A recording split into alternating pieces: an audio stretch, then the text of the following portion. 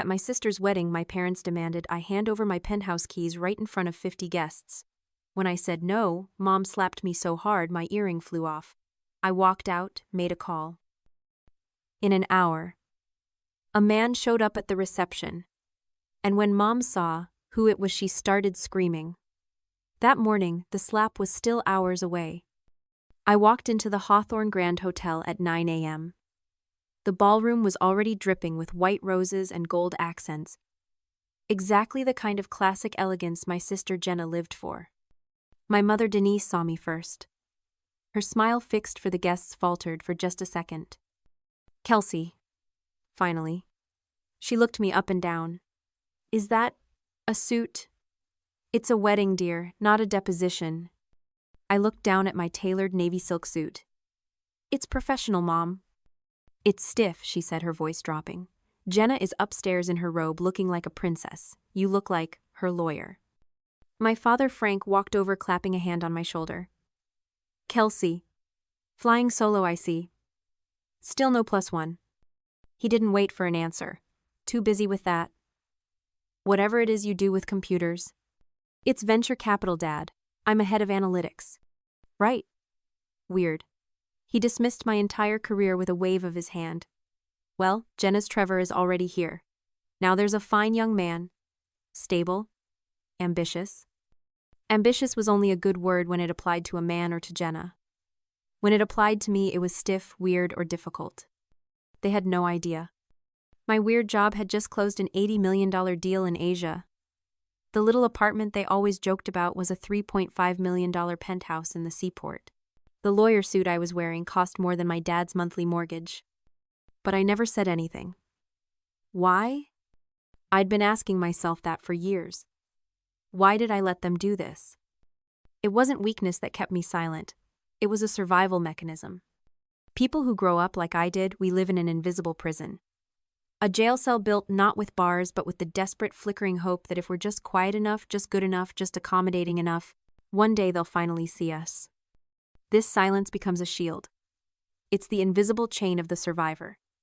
You learn that your achievements only matter if they approve of them. Anything else is a threat. And my success was a threat. I watched as Jenna descended the grand staircase to greet her friends. She wasn't just the bride. She was the sun, and everyone else was just a planet orbiting her. My parents watched her with a kind of desperate adoration. I wasn't just witnessing a wedding. I was witnessing the golden child dynamic in real time. Jenna was their masterpiece. Every ambition they ever had, every failure Frank ever endured in his own struggling manufacturing business was poured into her. She was their reflection. And me, the black sheep.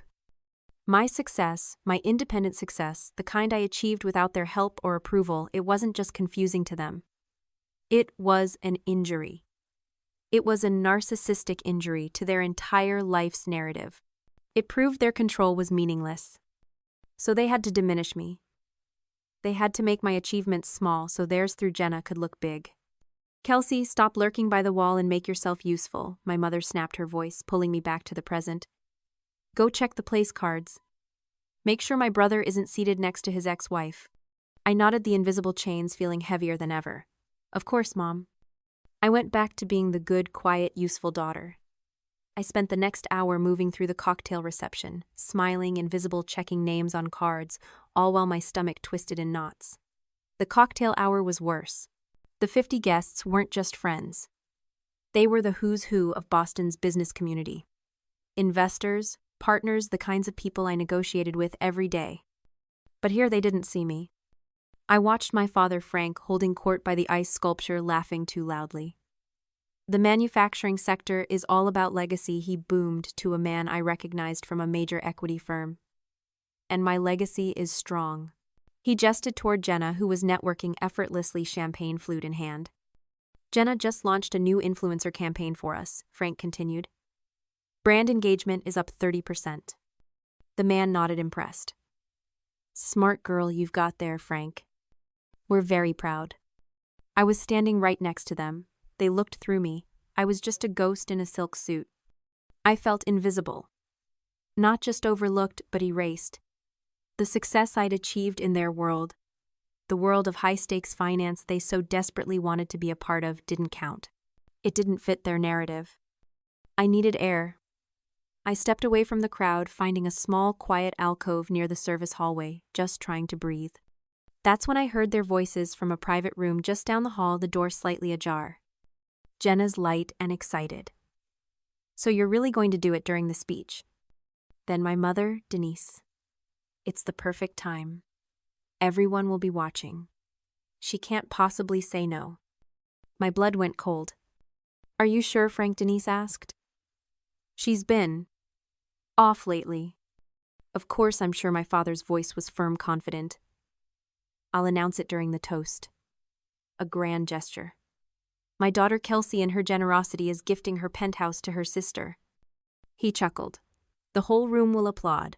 All 50 of our biggest partners and investors will be right there." Jenna giggled. "Oh, Daddy, that's brilliant. She'll have to say yes. She's obsessed with her professional image. She would never dare make a scene in front of those people." I leaned against the wallpaper, my hand covering my mouth. It wasn't a misunderstanding. It wasn't a clumsy assumption. It was a trap. A publicly staged ambush designed with cold, calculated cruelty. They weren't just counting on my silence. They were weaponizing my professionalism against me. They knew I wouldn't make a scene in front of my peers. They knew I would swallow the humiliation to protect my reputation. This was the thanks I got for the $80 million deal. This was the reward for being the good daughter who never asked for anything. I felt the last thread of hope, the one that lived in that stupid, invisible prison, finally snap. The fog of a lifetime's worth of doubt cleared, and all that was left was a cold, terrifying clarity. I walked back into the ballroom, my steps steady. The air felt different. The music sounded tinny. I saw my father walk toward the small stage, picking up a champagne glass. He tapped the microphone. "If I could have everyone's attention," he said, his voice booming with false sincerity. "My wife Denise and I would like to make a special toast to our daughter Jenna and our new son-in-law Trevor." He smiled, looking out at the 50 captive guests. And then his eyes found mine. He smiled a small, knowing, triumphant smile. He had no idea what he was about to do. "My family and I believe that a strong marriage is built on a strong foundation," Frank said, beaming at the crowd.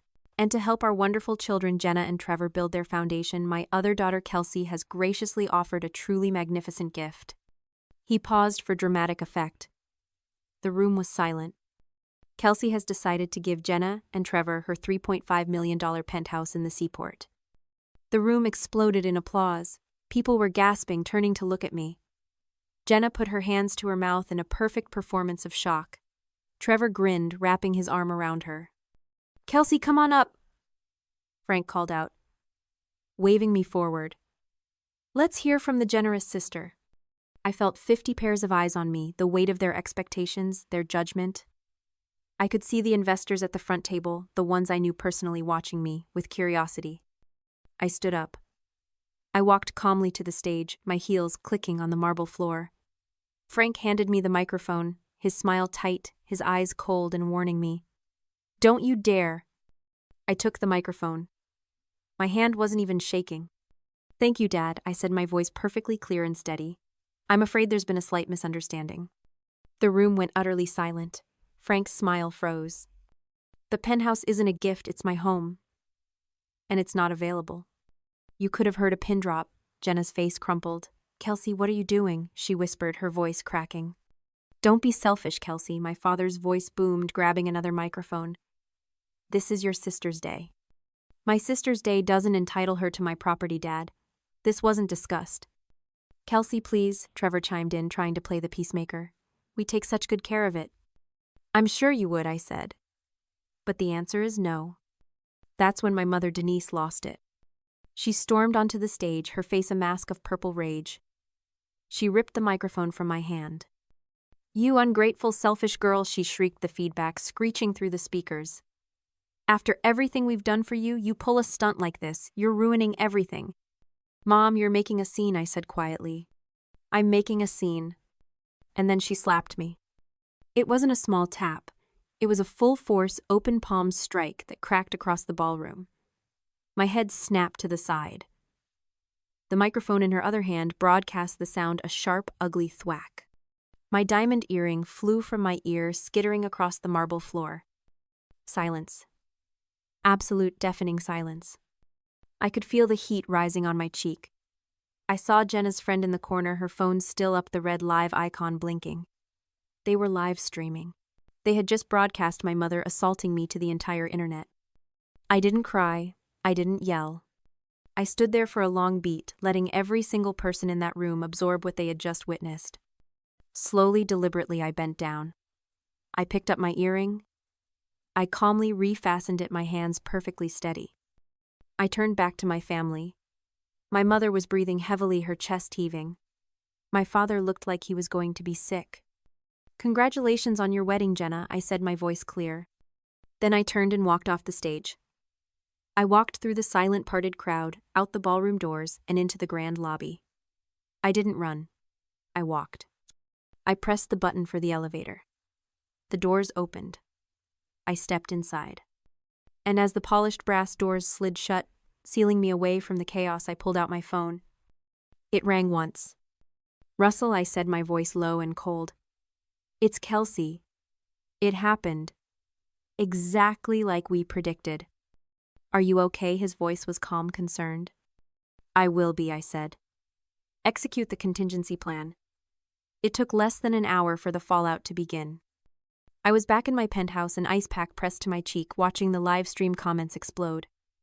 The clip of the slap was already everywhere. Back at the Hawthorne Grand, my father and mother were desperately trying to salvage the party. They were telling guests I was unstable, that I'd had a public breakdown. They were trying to repaint the narrative to make me the villain. Jenna was crying in the corner, not out of empathy, but out of humiliation that her perfect day was ruined. Then, exactly as promised in the hook, the grand ballroom doors swung open. It wasn't a guest. It was Russell. He walked in wearing a perfectly tailored suit, flanked by two lawyers carrying briefcases. He radiated an authority that silenced the room instantly. My father, Frank, who was trying to schmooze an investor by the bar, froze. His glass stopped halfway to his mouth. I could see the blood drain from his face as he recognized the man he'd been chasing for a meeting for 6 months. My mother, Denise, saw him, and then saw my father's reaction. She let out a small, strangled scream. "Frank." "Denise Russell," said his voice calm, but cutting through the silence. I wasn't on the guest list, but I felt I should stop by. Mr. Russell," my father stammered, rushing forward. "I had no idea you were in Boston. What a surprise." "I'm sure it is," Russell said, ignoring my father's outstretched hand. "I'm here because I have a vested interest in this family. A 45% interest, to be exact." Frank stopped. "What? What are you talking about?" "I'm the silent partner in your company, Frank. The one who's been funding your expansion. The one you've been trying to meet." My mother's hand went to her throat. "But that's not why I'm here," Russell continued. "I'm here because of Kelsey. That girl," my mother started. "She is unstable, she ruined." "The woman you're referring to," Russell interrupted, "is Kelsey, my head of analytics. The weird computer job you mock. She leads the venture capital division that just secured your firm an $80 million valuation. The deal you were just taking credit for.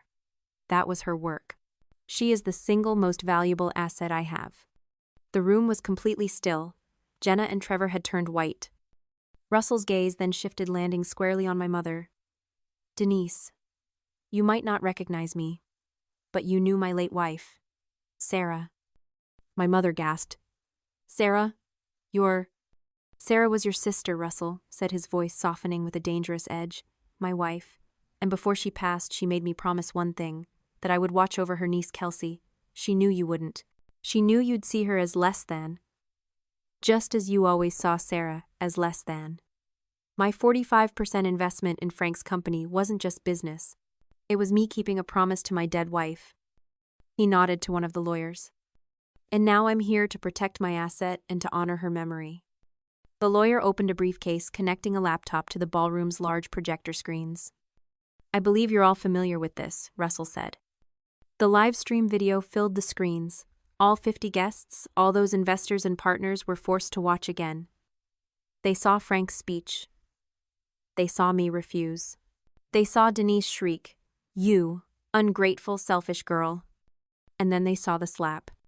Loud, clear, undeniable. My father looked like he was going to collapse. Public coercion and assault, Russell announced as the video played on loop. It's a bad look, Frank. But more than that, it's a breach of contract. What? Contract, Frank whispered. The shareholder agreement, the one you clearly never read, page 52. The moral turpitude clause. Any public action by a majority partner that brings disgrace or legal liability to the company is grounds for an immediate, non-negotiable buyout. He nodded to the second lawyer, who stepped forward and placed a thick document on the head table right on top of the wedding cake. This is my offer to buy your remaining 55%, Russell said. For pennies on the dollar. Or you can face the consequences.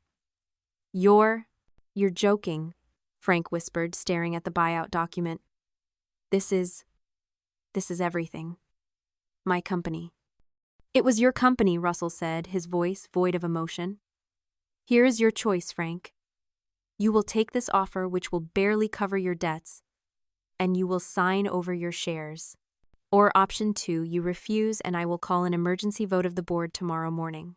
Given that the video of your assault on my head of analytics is now trending on Twitter, I am confident I will have the votes to have you removed as CEO for gross misconduct. Either way, you're done. This option just lets you disappear. No, Denise wailed from the floor. No, you can't. Frank, do something. But Frank couldn't do anything. He was staring at the man he'd recognized from the investor equity firm. Frank, the man said, standing up and buttoning his jacket. We're pulling the Stratford Mills contract, effective immediately. What, Jim? No, you can't. I just watched you allow an assault in front of me, Frank. I can't have my brand associated with this. He turned and walked out. It was like a dam breaking. 2 more men stood up. We're out too, Frank, one said. My wife saw that live stream. She'd kill me if I did business with you. Trevor, Jenna's new husband, was watching all of this, his face pale. He looked at Jenna, who was sobbing about her ruined wedding.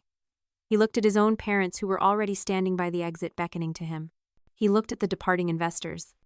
Then he slowly took his hand off Jenna's shoulder, turned and walked away from the head table to join his parents, leaving her there alone. The ambush was complete. But this time, I wasn't the victim. That was 6 months ago. Frank's company filed for bankruptcy 2 months later. The buyout from Russell was just enough to pay the severance for his employees. He and Denise lost the house. I heard they're living in a small rented apartment across town. Jenna's marriage didn't even last the honeymoon. Trevor's family annulled it, claiming fraud, though I'm not sure what the legal basis was. It didn't matter. They were gone. It's strange. You'd think a family built on 50 years of reputation would be stronger, but their foundation was never real. It's what I call the illusion of the empty vault. My family's power wasn't based on being anything. It was based on having things. Having status, having money, having the right connections. Their entire identity was just a shiny gold-plated vault. But the moment Russell opened the door, everyone saw there was nothing inside. They weren't strong. They were just rich. And when the money and the reputation were gone, they didn't just fall. They evaporated. Russell was true to his word. I was promoted. I'm a senior partner at the firm now. The Penthouse is still my sanctuary. Last month I used my new salary and the capital from my stock options to finalize the paperwork. I established the Sarah Legacy Fund in honor of the aunt I barely knew but who saved me twice once, by making Russell promise to watch over me, and again by giving him the leverage to do it. It's a microfund providing seed capital and mentorship for young female entrepreneurs who are overlooked, underestimated, or told their ideas are too weird. The ones who don't fit the mold. The ones like me who are building their own foundations. I'm standing in my penthouse right now watching the Boston skyline light up. It's quiet, peaceful. For the first time in my life, I don't feel invisible. I just feel free. Have you ever had to choose between your family and your self-respect? Share your story in the comments, and don't forget to like and subscribe for more stories about finding your own strength.